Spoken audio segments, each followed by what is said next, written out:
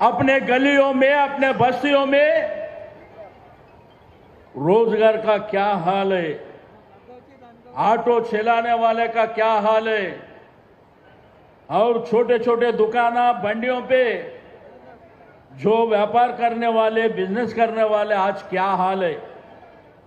Police वाले मनमाने निकाल दे रहे, ऑटो वालों को मनमाने फाइन दे रहे। మీకందరికీ తెలుసు ఇందిరమ్మ రాజ్యం వస్తుంది, ఇంటింటికి ఇల్లు కడతామన్నారు. మీ జూబ్లీహిల్స్ లో ఒక్క ఇల్లన్నా కట్టినరా? ఒక్క ఇల్లన్నా వచ్చిందా? గోపీనాథ్ గారు ఇప్పించిన 3600 ఇండ్లు గుర్తుంది కదా, వీళ్ళు ఇచ్చిండ్రా? మళ్ళా కేసీఆర్ గారు నల్ల బిల్లు మాఫీ చేసింది.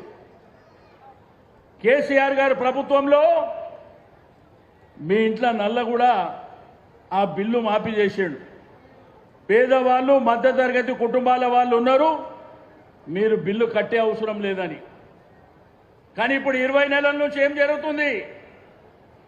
మీ ఇంటికి వచ్చి బలవంతంగా బిల్లు ఇస్తున్నా లేదా? మేము ఈ వేదిక మీద చెప్తున్నాం, ఎన్ని బిల్లు వచ్చినా, ఎన్ని ఇబ్బందులు పెట్టినా నల్ల బిల్లు కట్టకండి, మేము మీ వెనుక ఉన్నామని చెప్పి నేను ఈ సందర్భంగా తెలియజేస్తా ఉన్నాను. గోపీనాథ్ గారు అనేకమైనటువంటి కార్యక్రమాలు చేసిండు. రెండోది పండుగలకు చూసినాం మనం.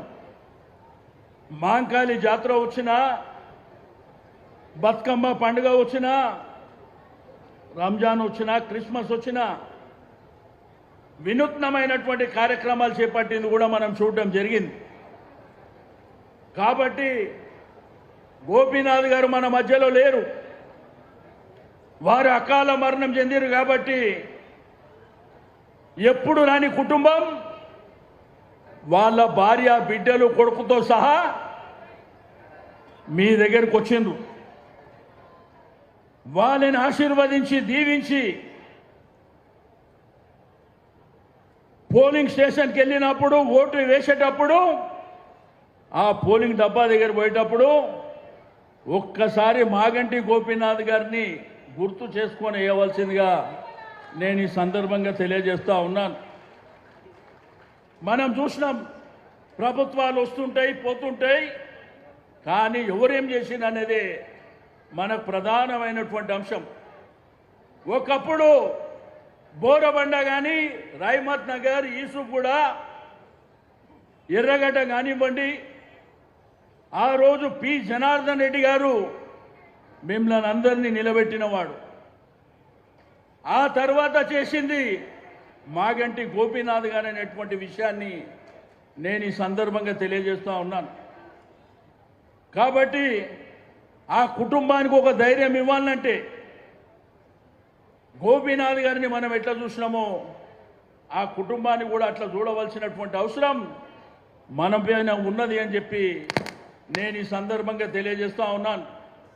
हमारे नौजवान भाइयों से, मुसलमान भाइयों से भी गुजारिश है, देखे तेलंगाना हुकूमत में केसीआर साहब ने क्या किया, मगर आज के दिन रेवंत रेड्डी आके क्या कर रहा भी आप हकीकत जानते। आज नया शुरू करे, हम कब्रिस्तान दिलाएंगे बोल के हमारे हुकूमत में 125 एकड़ जमीन दिए कब्रिस्तानों के लिए, मगर यहां पर डिले हुआ, रिप्रेजेंटेशन देने में थोड़ा डिले हुआ। फिर भी गोपीनाथ साहब 2023 असेंबली इलेक्शन में बोले अपने हुकूमत आते ही दिलाएंगे बोल के, मगर हकीकत में तो हमारे पार्टी हार गई, कांग्रेस पार्टी जीती। నేను అడుగుతున్నా మీ అందరికీ, ఈరోజు ఎంతో మంది తిరుగుతున్నారు ఈ ప్రాంతంలో, మరి 20 నెలల నుంచి ఎందుకు తిరగలేదని చెప్పి నేను అడుగుతా ఉన్నాను.